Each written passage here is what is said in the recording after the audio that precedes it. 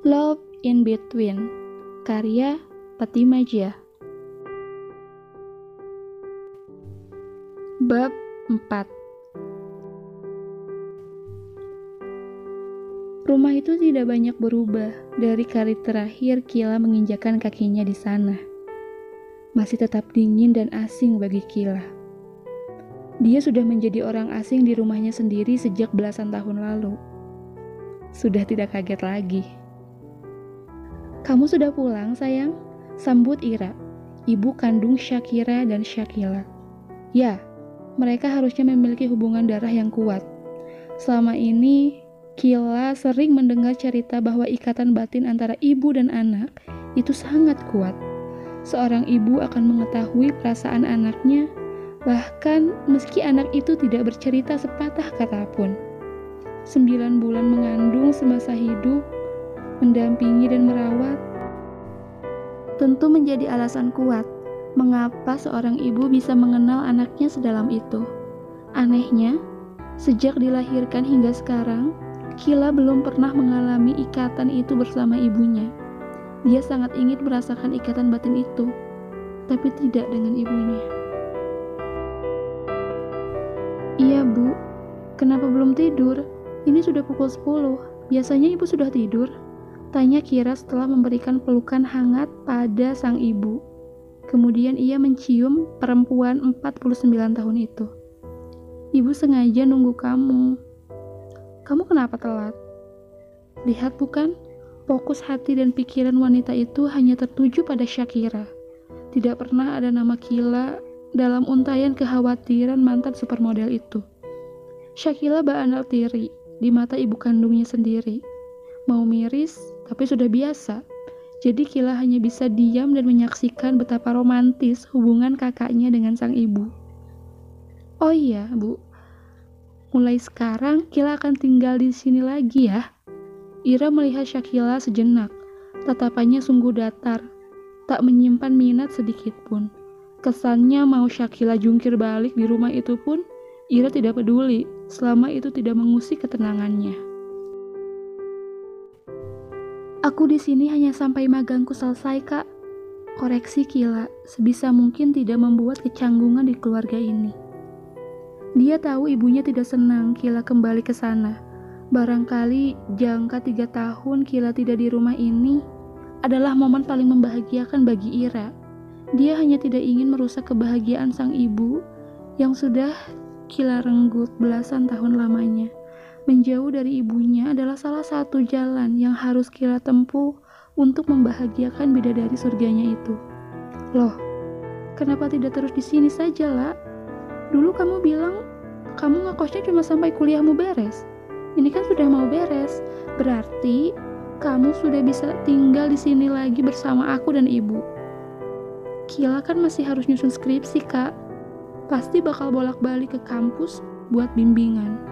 Tapi kan, La, Shakira sayang, kamu sudah makan?" "Oh, itu sudah, Bu.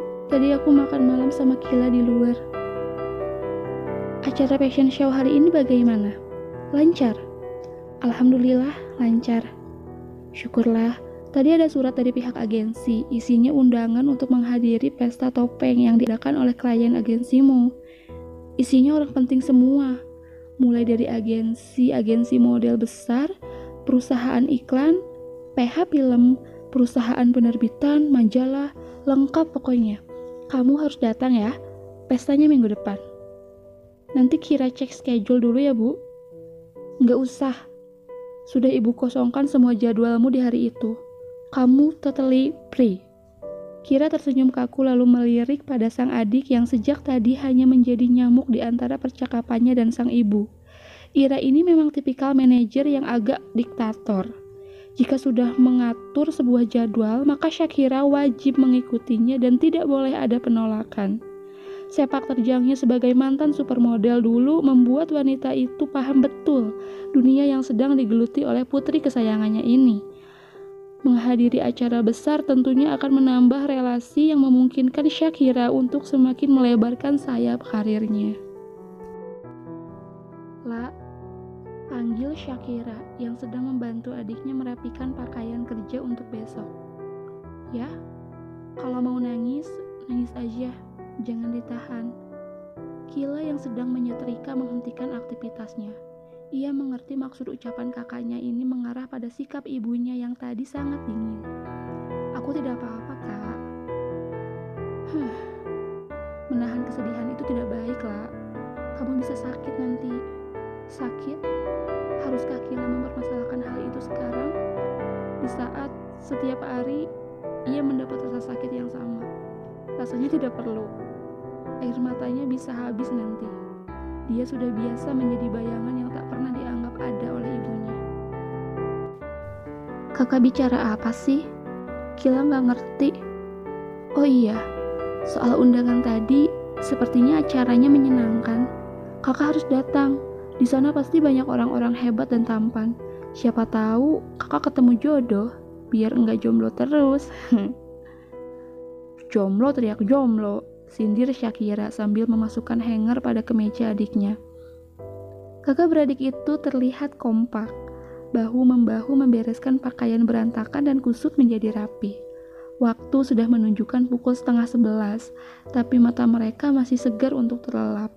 Oleh karena itulah mereka memutuskan mengobrol sambil membereskan pakaian Kila. Shakira juga sangat merindukan momen santai begini bersama adiknya. Aku kan masih 22 tahun, Kak. Ya wajar lah kalau masih jomblo. Teman-teman seusiamu sudah belasan kali pacaran, Kila. Sedangkan kamu belum pernah sekalipun. Tapi itu bagus sih. Jatuh cinta itu tidak enak. Jangan coba-coba menyentuh perasaan itu kalau kamu tidak siap terluka. Kila merenung, teringat seseorang ketika sang kakak membahas tentang cinta dan luka. Dulu, kakaknya tidak sedingin yang orang-orang kenal. Dia adalah pribadi hangat dan ceria, bahkan lebih cerewet dari Kila. Tapi, sejak pertunangannya dengan Dapa Kandas di tengah jalan 3 tahun lalu, sikap Shakira jadi berubah 180 derajat. Dia menjadi wanita angkuh, sedikit arogan, dan sangat abai pada sekelilingnya, terutama pada seorang pria. Andai saja waktu bisa diputar, Kila berharap hubungan kakaknya dan Dapa baik-baik saja. Shakira jauh lebih bahagia saat ada Dapa di hidupnya. Kila tidak tahu persisnya alasan apa yang membuat hubungan Dapa dan Shakira hancur. Yang jelas, di mata Shakira, sekarang Dapa adalah seorang pengkhianat yang patut dibenci. Jujur Kila kaget, tidak percaya juga bahwa orang sebaik Dapa bisa mengkhianati Shakira dengan berselingkuh dengan teman baik tunangannya sendiri. Kak, apa semua pria memang jahat? Ya, mereka jahat. Jadi lebih baik kita hidup tanpa pria biar bisa hidup bahagia. Dengar ya Kila, suatu saat ketika kamu menemukan seseorang yang berusaha mendekatimu, kamu harus waspada. Jangan mudah terlena apalagi langsung jatuh cinta. Pria itu punya lebih dari 2 wajah. Di hadapan kita baik, tapi di belakang kita lain lagi kelakuannya. Kamu harus hati-hati. Tekan Shakira. Sangat tidak rela jika adiknya menjadi korban kebrengsekan pria seperti yang dialaminya. Kila termenung sesaat. Tiba-tiba bayangan bosnya hinggap di pikiran Kila. Mungkin benar apa kata kakaknya. Kita tidak bisa menilai pria hanya dalam sekali pertemuan saja. Di awal pertemuannya dengan Atar, Kila menilai bahwa laki-laki itu sangat baik dan sopan. Sangat gentleman ketika menolongnya dari serangan orang cabul. Tapi kejadian tadi siang mengubah semua penilaian gadis berkacamata itu. Ternyata Atar tak ubahnya serigala berbulu domba. Terlihat baik di luar, tapi sebenarnya tidak ada bedanya dengan orang cabul itu.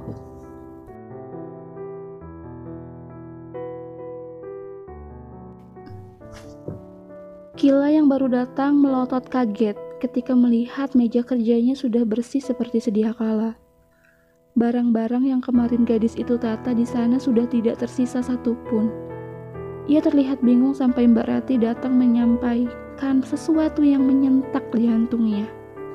Tidak, Kila tidak dipecat dari pekerjaannya hari ini. Kabar yang disampaikan Mbak Rati bahkan lebih buruk dari itu menurutnya. Kenapa itu bisa terjadi? Kenapa nasibnya harus sial seperti ini? Padahal Kila ingin bekerja dengan tenang. Tapi kalau sudah begini, mana bisa tenang? Cepat pindah Kila, ruanganmu sudah bukan di sini lagi. Sebentar lagi penggantimu akan datang ke sini. Tapi Bu, bisa tidak saya tetap di sini? Saya tidak mau menjadi sekretaris Pak Atar. Itu tidak sesuai dengan kualifikasi dan silakan kamu protes sendiri pada orangnya. Jangan pada saya. Tugas saya hanya menyampaikan mandatnya. Setelah Mbak Rati pergi, Kila menepuk jidatnya keras. Mati aku. Ini pasti gara-gara kejadian kemarin. Apa aku mengundurkan diri saja dari perusahaan ini? Jangan bodoh. Jangan bodoh, Syakila. Ini mimpimu. Tempat yang sangat ingin kamu tembus walau ujian dan cobaannya begitu banyak. Terus kamu mau bertemu dengan laki-laki menyebalkan itu. Setiap hari, kamu akan tersiksa. Percayalah. Kalau keluar dari sini, kamu mau cari tempat magang di mana lagi? Mau telah lulus. Tapi ini benar-benar akan menjadi neraka buatmu, Syakila. Ingat kata Mas Paijo, Atar itu orangnya kejam dan tidak punya perasaan. Kamu bahkan sudah melihat kelakuan bejatnya dengan mata kepalamu sendiri. Belum selesai Kila berperang dengan batinnya sendiri, seseorang menyentak lamunan gadis itu. Orang itu adalah Paijo, lelaki yang langsung menyuguhkan senyum konyol setelah berhasil mengagetkan Syakila. Mas Paijo bikin kaget tahu.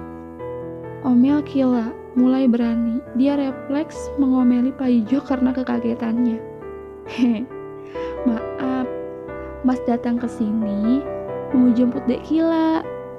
Sudah ditunggu Bos Atar tuh di ruangannya. Hah? Kenapa dia menunggu saya? Lah, bagaimana? Kan Dek Kila sekarang sekretarisnya. Sudah yuk, samperin. Keburu tanduknya keluar semua. Bisa gawat nanti. Ya Allah, tolong selamatkan hamba dari makhluk bernama Atar ini. Semoga hamba masih bisa melihat dunia esok hari. Amin. Siapa nama kamu tadi? Atar sedang menyidang anak magang yang meskipun baru sehari, tapi sudah membuatnya kerepotan berulang kali. Atar tidak bisa membiarkan gadis ini berkeliaran seenaknya.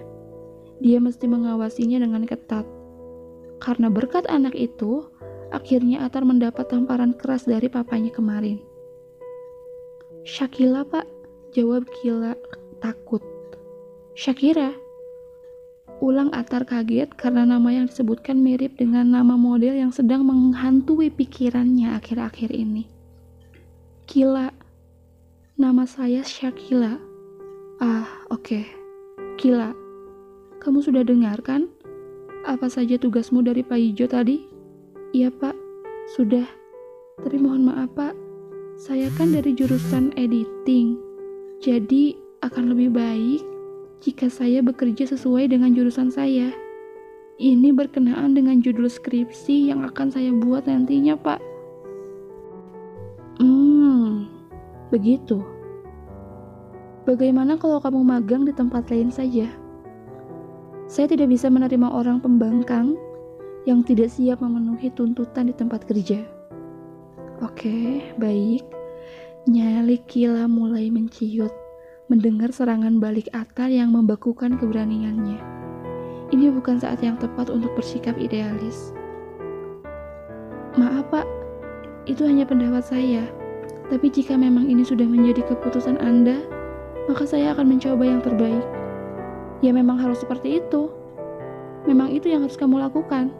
Oke, karena kita sudah sepakat, artinya mulai hari ini sampai 3 bulan ke depan, kamu akan menjadi sekretaris saya. Kerja saya sangat cepat. Jangan salahkan saya kalau ke depannya kamu akan banyak menangis. Posisi ini sudah lama kosong karena tidak ada yang siap dan kuat menjadi sekretaris saya. Semoga kamu berhasil. Atar tersenyum. Ia berdiri sambil mengulurkan tangannya pada Kila. Gadis itu menatap ragu asasannya. Bisa ia rasakan ada aura negatif yang dikeluarkan Atar saat mengumbar senyum lebar padanya. Seolah senyum itu adalah peringatan bahwa sebentar lagi Kila akan masuk ke dalam zona berbahaya dan hidupnya tidak akan tenang lagi seperti sebelumnya. Celaka.